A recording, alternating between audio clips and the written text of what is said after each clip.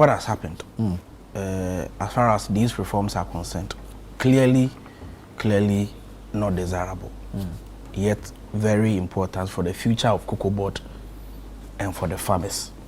Let me use this platform to sympathize and empathize with our dear cocoa farmers whose efforts over the years have made sure that Ghana's economy always benefits from the huge foreign exchange that cocoa generates for this country.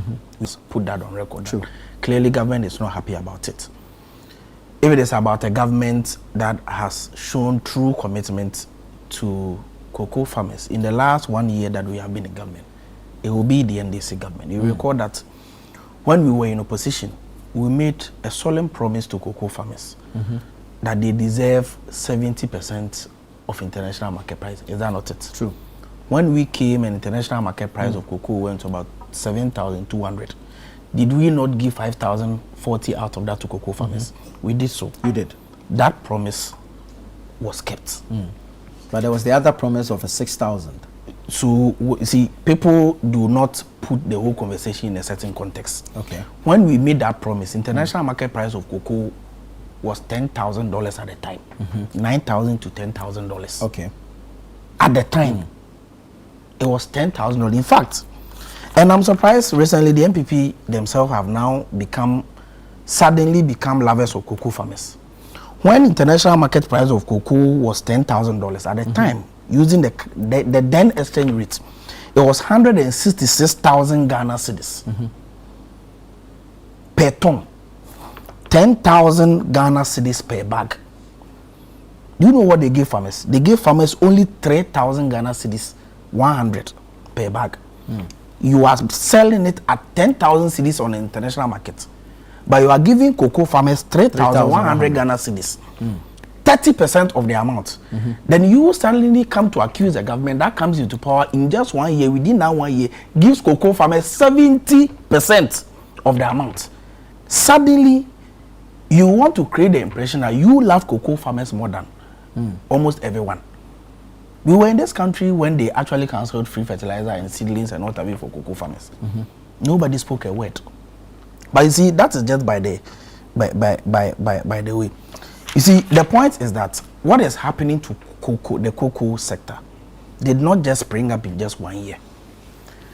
It has been a culmination of several years of financial mismanagement and malfeasance, which has changed cocoa board from the then strategic bulwark that we know to a situation where cocoa board does not even have any buffers.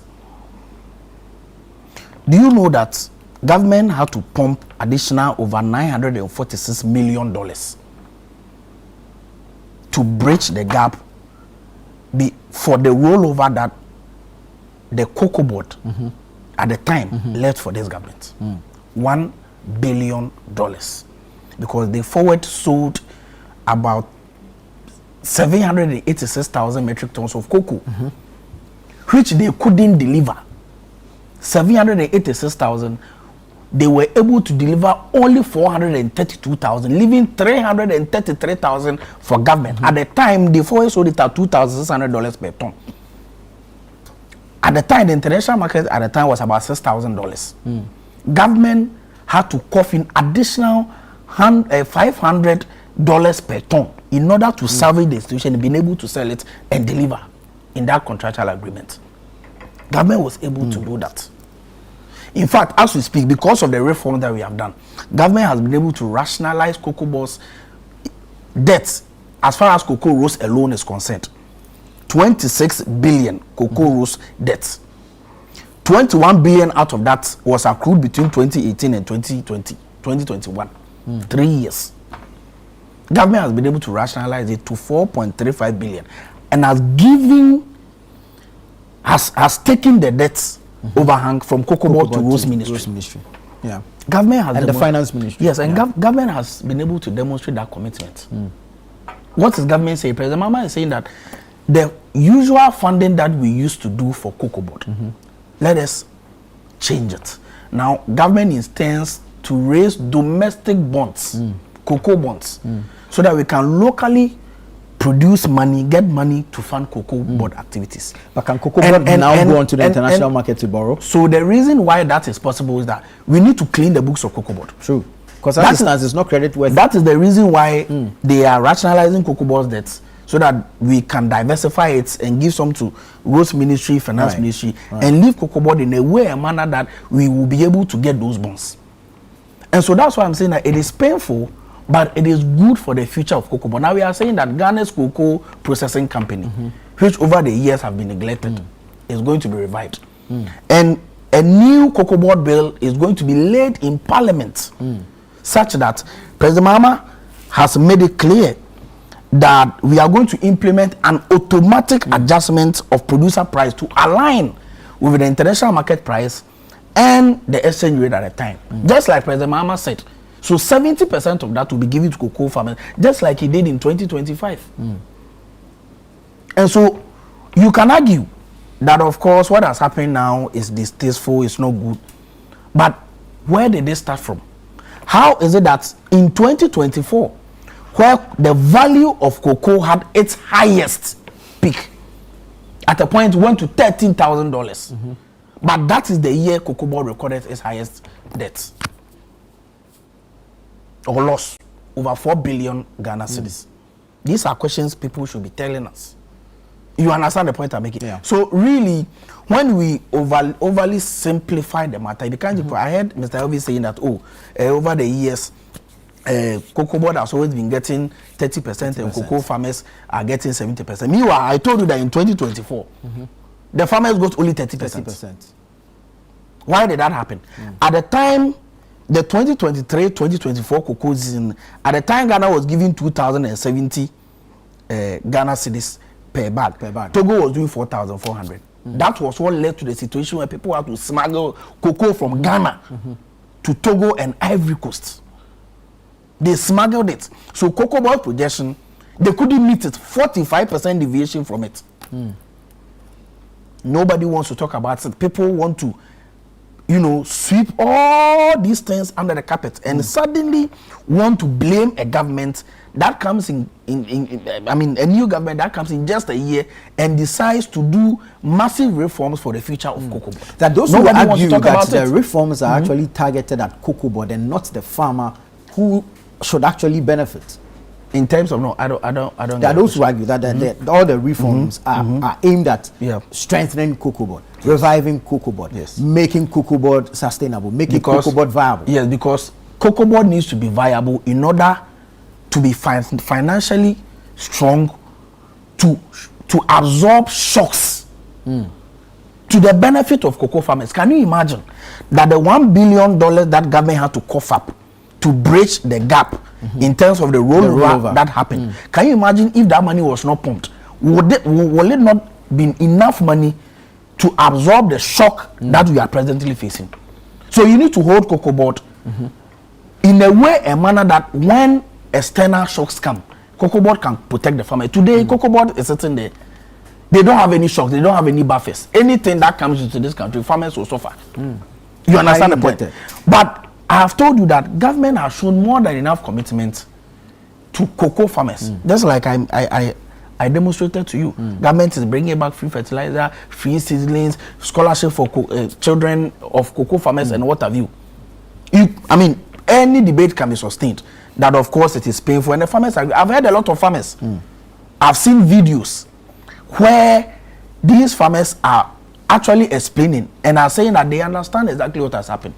They know the prices of cocoa on the international market. They knew that something like that will happen. But they are even happy that government has been able to communicate to them. Government is putting in place measures to build cocoa board so that in the future, cocoa board can also protect their interests and plight.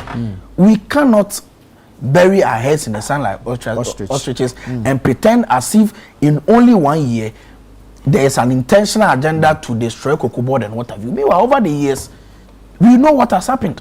We know how much of debt has been accrued in cocoa board, completely destroying whatever buffer that they had.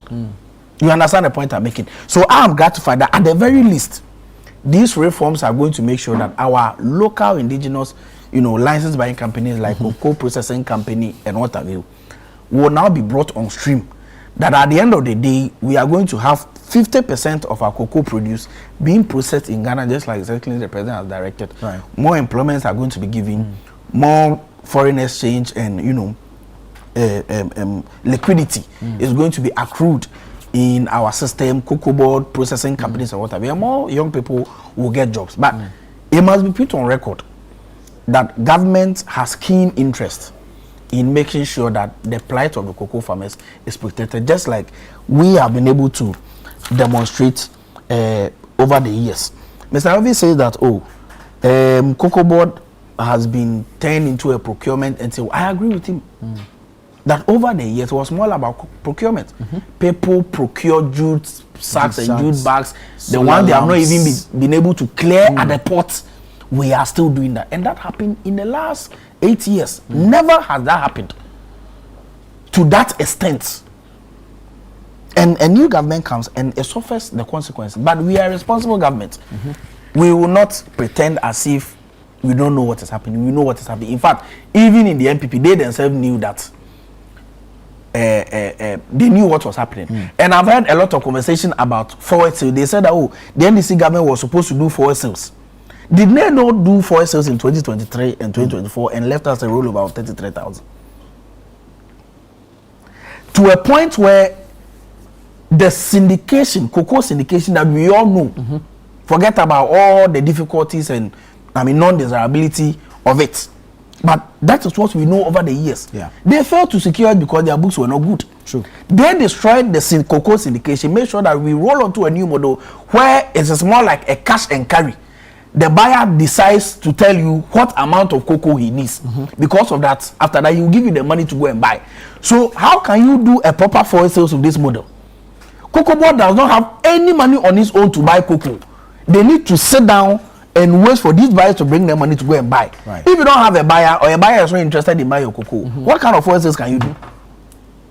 And so that argument that especially those in the NPP are making cannot hold water, because you are using a new modeling in financing cocoa. It's not like syndicated loan where you know that at the end of the day you get $2 billion, where you can project the amount or tonnage of cocoa you want to buy. For that reason, you can do your forward sales. But this one, you are using a buyer model, cash and carry. The buyer calls you today on Monday that I need 10,000 tons of cocoa. This is the money for the 10,000 tons of go and buy. How can you do forward sales with it? And they apostles of forward sales did forward sales in 2023, 2024, and made sure that there was a rollover of 33,000. Government had to cough in about $1 billion to augment it so that the cocoa sector does not collapse. Right. And so the argument is completely disjointed. They are not consistent. They are preaching as though they love cocoa farmers more than everybody. But under their tenure, they were the ones that gave lowest as far as percentages is concerned. I've heard the argument that they were the ones that increased it from 3,000 from 400 Ghana cedis to 3,100 over 8 years. When you divide it by 8 years, they were doing an average of about 400 Ghana cedis per year. We in 1 year did almost 500 Ghana cedis increment. So really, the argument is not consistent. We cannot hold any water, and I don't think that we should encourage conversations like this. Very well, thank you.